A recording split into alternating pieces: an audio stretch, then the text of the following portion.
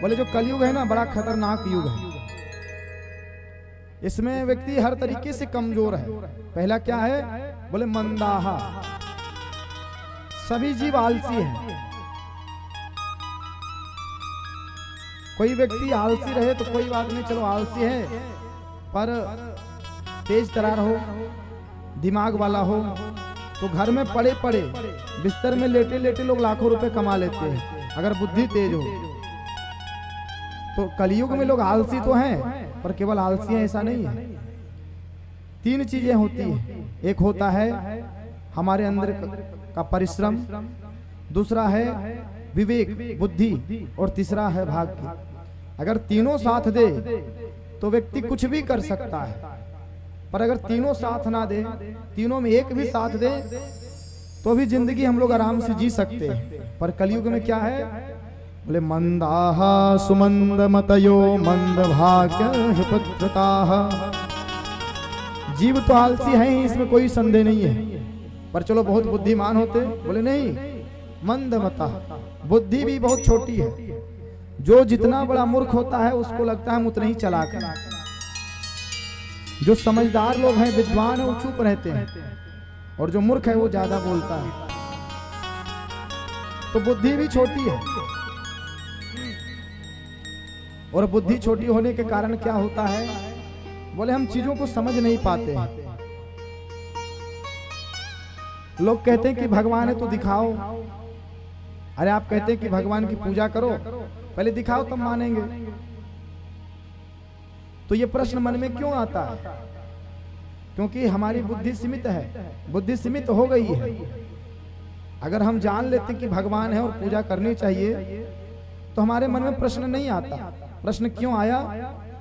बोले हमारे अंदर जो सोचने की क्षमता है बहुत कम हो गया है। भगवान कण कण में है, हरि व्यापक सर्वत्र समाना, प्रेम ते प्रकट भई मैं जान। भगवान तो कण कण में है, आज भी भगवान खंभे में है, पर अगर हम एक क्या हजारों खंभे तोड़ दें फिर भी भगवान प्रकट नहीं होंगे। क्यों नहीं होंगे? कि केवल खंभा रहने से भगवान प्रकट नहीं होते। भगवान को प्रकट करने के लिए प्रहलाद भी होना आवश्यक है। बोलिए जय सिया राम। जैसे माचिस की तिल्ली होती है, तो माचिस की तिल्ली में आग लगाने की शक्ति है, पर उसको रगड़ने के लिए जो उसका स्थान बनाया गया है, अगर वो ना मिले तो कितना भी हम रगड़ लें आग लगने वाली नहीं है। तो भगवान कण कण में है, हरि व्यापक सर्वत्र समाना, पर प्रकट कब होंगे? प्रेम ते प्रकट भई मैं जान। तो ये जो प्रश्न मन में आता है कि भगवान है तो दिखते क्यों नहीं, भगवान की पूजा क्यों करें, शिवलिंग में दूध क्यों चढ़ाएं, गरीब को पिला देना चाहिए, ये जो उल्टे सीधे मन में प्रश्न आते हैं, क्यों आते हैं? बोले बुद्धि सीमित है। जितना बड़ा व्यक्ति मूर्ख है उतना ही बड़ी बात करता है और अपने आप को समझता है कि हम बहुत महान हैं। जो लोग कहते हैं कि शिवलिंग में दूध चढ़ाए हैं, इससे अच्छा किसी गरीब को पिला दें तो क्या दिक्कत है? और ये बोल कर सोचते हैं कि हम बहुत महान हैं, हमने बहुत अच्छी बात बोल दी। तो जो व्यक्ति बोल रहा है कि गरीब को दूध पिला दो, भगवान पे मत चढ़ाओ, और वह व्यक्ति स्वयं क्या करता है?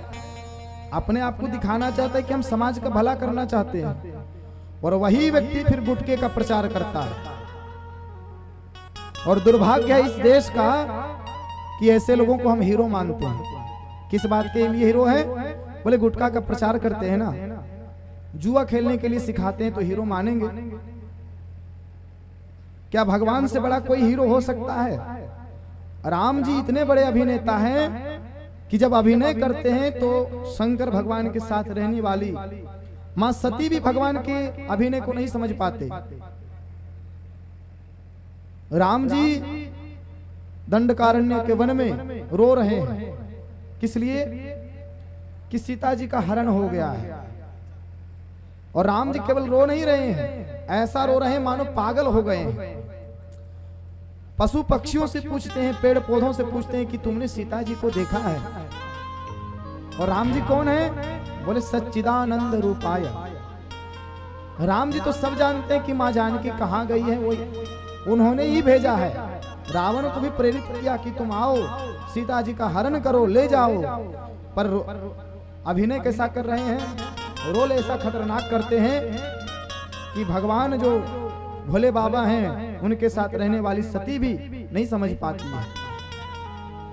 तो अगर हीरो ही मानना है तो भगवान को हीरो मानेंगे। क्या राम जी से बड़ा कोई अभिनेता हो सकता है? हर एक रस में अभिनय के रस होते हैं, हास्य रस, व्यंग रस, कारुण्य रस, श्रृंगार रस। तो हर एक रस में राम जी फिट बैठते हैं, तो राम जी को हीरो मानेंगे ना। और राम जी हीरो तो है ही, पर राम जी ने कभी नहीं कहा कि चरित्रहीन हो जाओ। सीताराम चरित अति पावन, सीताराम चरित अति पावन, सीताराम चरित